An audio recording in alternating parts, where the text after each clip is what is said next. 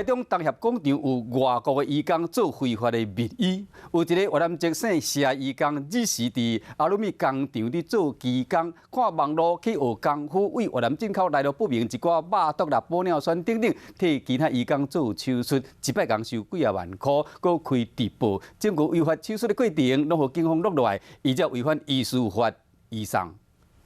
面册直播内容是一位小姐摕针筒伫另外一位小姐的肚脐注小指针，搁有注玻尿酸红形卡的、红卡层的，搁有发出蓝光的器材替人美白喙齿。影片当中是做侵入性的医疗行为，不过这个人不是医生，是外籍移工。你打一针多少钱？一个3000，一个3000，打这个是打哪里？打这个下巴的。主嫌是越南籍姓谢移工，行李箱啊有几把针筒，搁有包装写外文的药啊，有麻醉药啊、肉毒杆菌、用指针和玻尿酸。这是胸部，屁股的呢？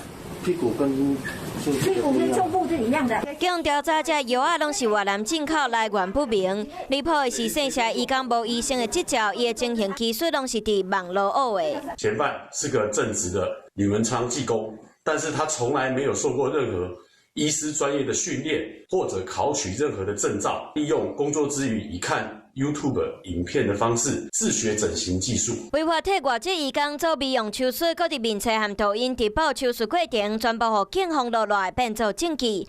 因伫台中东协广场附近开的美容工作室，警方前往搜查，发现用100块做的真大束的花蕊，违法做医美，趁真济。就施打部位的不同，收取新台币3000元 到数万元不等的费用。姓谢移工搁收学徒，学徒搁用真实介绍由共乡的移工做白鸟起来练习。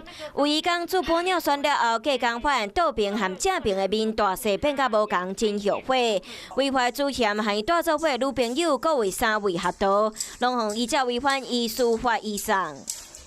Hello， 大家好，我是乃瑜，要教给大家2个任务。第一个，华视新闻的脸书专页，你按赞了吗？